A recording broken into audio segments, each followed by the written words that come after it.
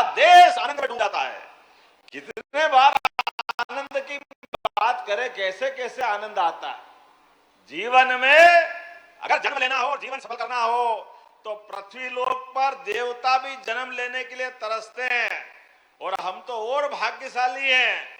भगवान रामकृष्ण की धरती पे जन्म लेते, ये हमारे कई जन्मों का पुण्य है।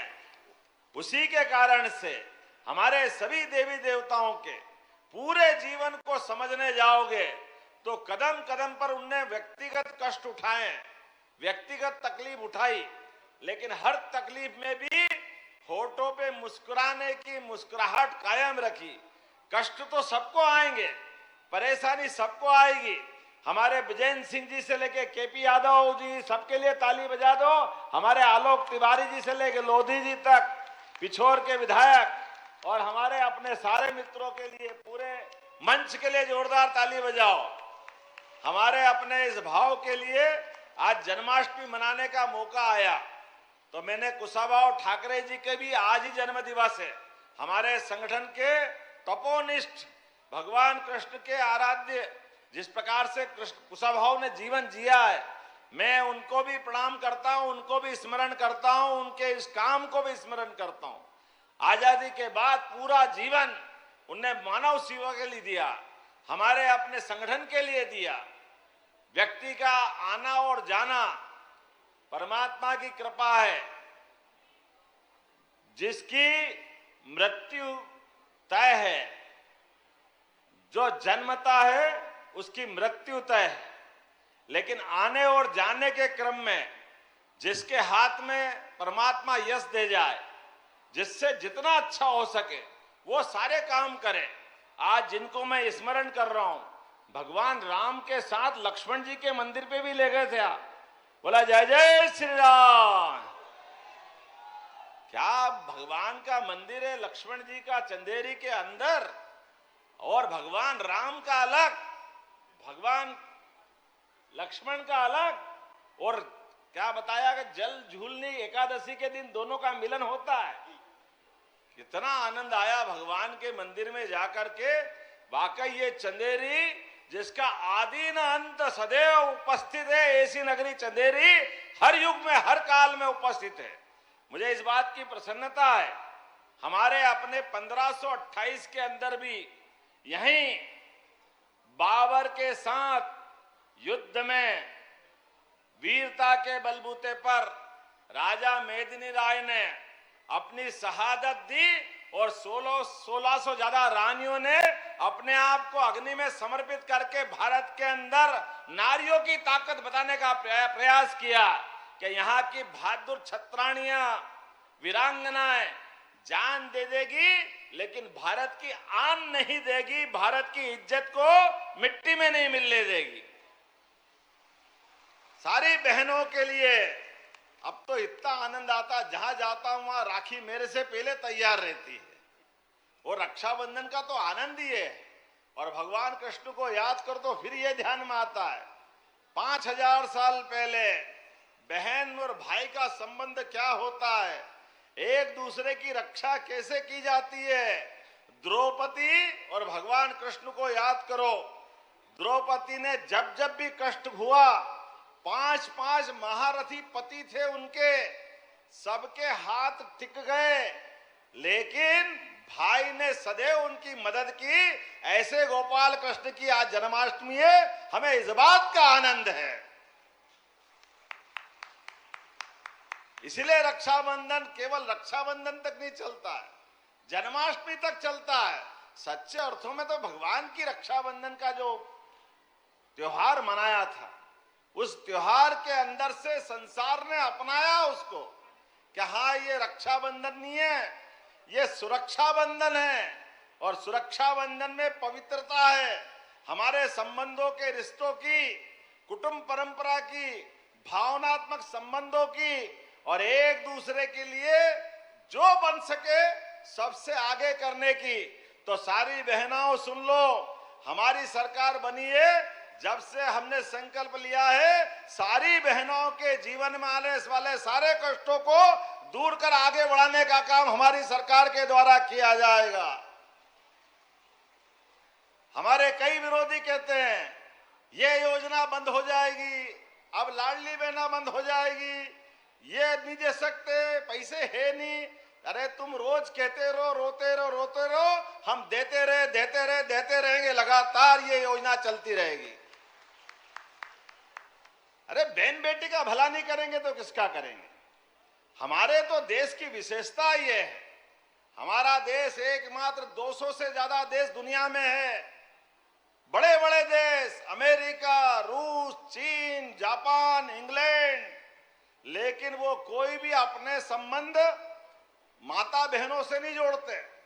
वो पुरुष प्रधान संस्कृति के माते से जाने जाते हैं। इसलिए कोई अमेरिका माता की जय नहीं बोलता है, कोई इंग्लैंड को माता नहीं बताता।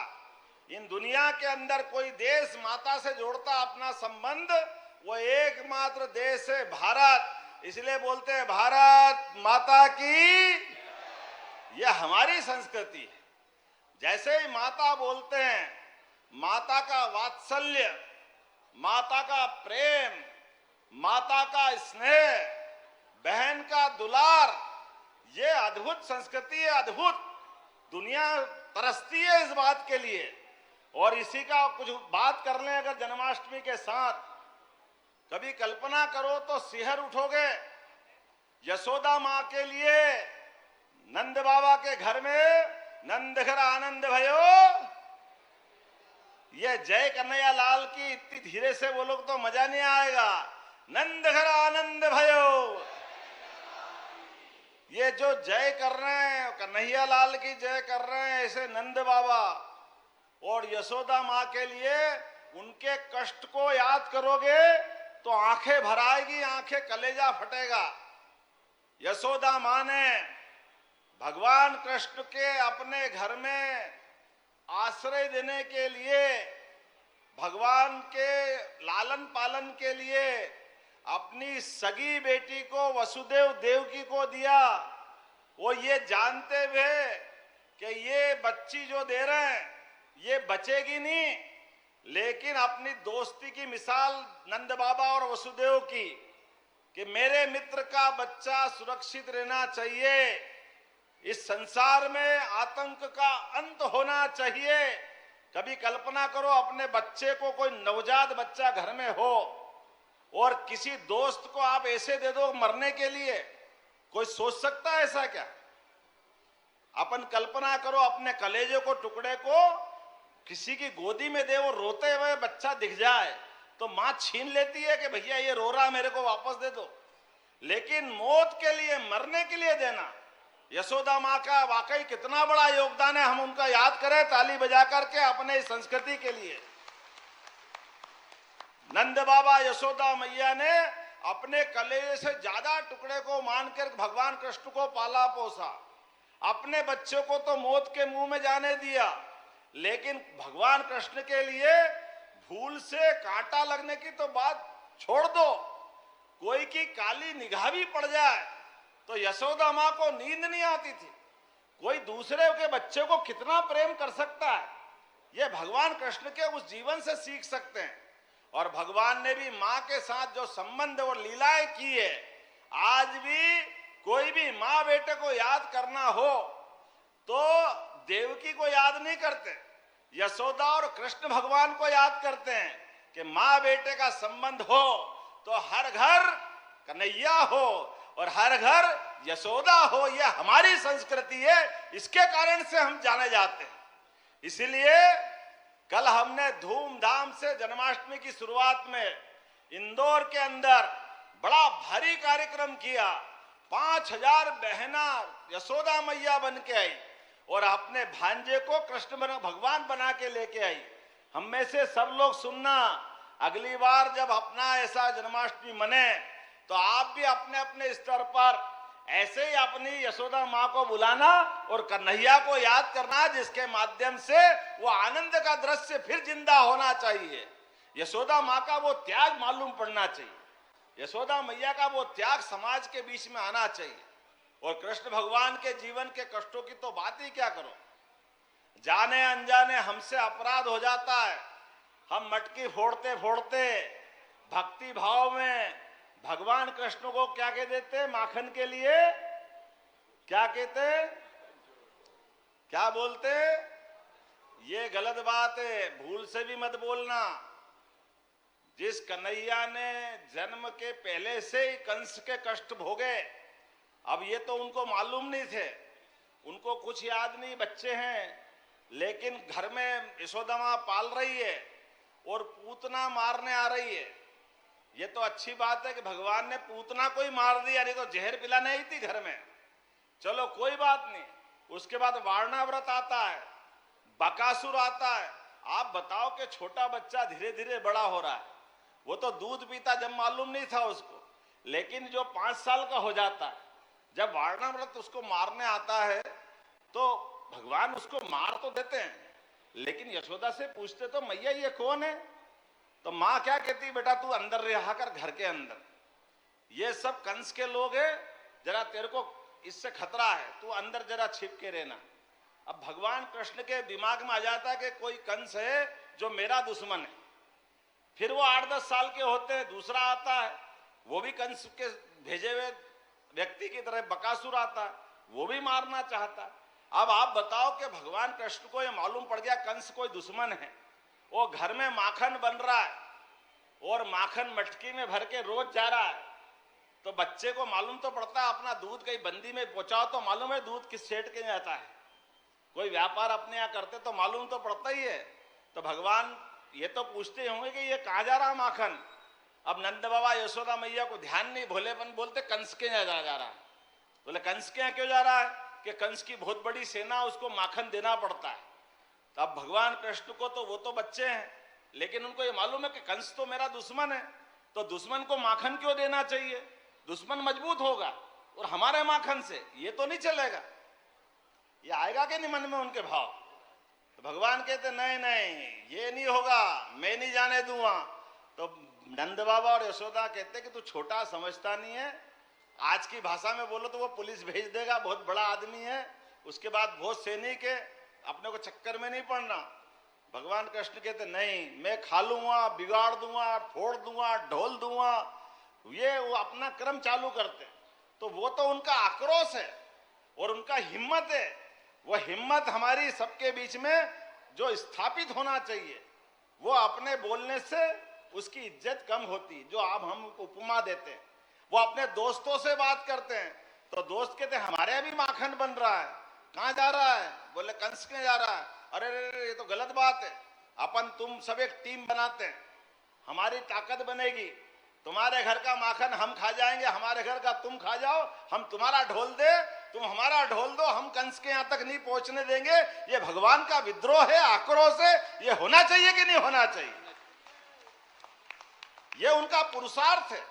बचपन में छोटे भले ही हैं, लेकिन समझ में उनको ये आ गया कि आज नहीं तो कंस से लड़ना पड़ेगा, और जब लड़ना पड़ेगा तो वह हमारा माखन खा के मजबूत कैसे हो सकता है। तो जाने अनजाने अपने भगवान को अब भूल से भी ये मत बोलना जो हम बोलते हैं, माखन का दृश्य लाना, माखन मटकी फुड़वाना, माखन खिलाना, लेकिन भगवान को ये उपमा मत देना जो जाने अनजाने हम दे देते। ऐसे एक नहीं कई रहस्य हैं। भगवान कृष्ण शिक्षा को क्या महत्व देते हैं ये हमारे सामने। कंस को मारने के बाद भी शिक्षा ग्रहण करने उज्जैन में आए। 64 कला, 14 विद्या, 18 पुराण, 4 वेद, अरे इतना तो कोई पढ़ा ही नहीं होगा। इसी कारण से एकमात्र भगवान अपने हैं श्री कृष्ण, जो विद्यार्थी करके भी आते हैं और जीते जी जगत गुरु कहलाते हैं। जगत गुरु की संज्ञा भी अगर किसी को मिली है तो भगवान कृष्ण को मिली है। और मित्रता की पहचान, गरीब अमीर की दोस्ती में आदमी कितना ही बड़ा हो जाए, लेकिन गरीब से गरीब दोस्त को भूले नहीं, ये पहचान भी किसी ने बनाई। तो भगवान कृष्ण की अपनी सुदामा से मित्रता का प्रसंग हम सबको मालूम है अपने दोस्त के साथ का, और सबक भी कितना बड़ा देते हैं।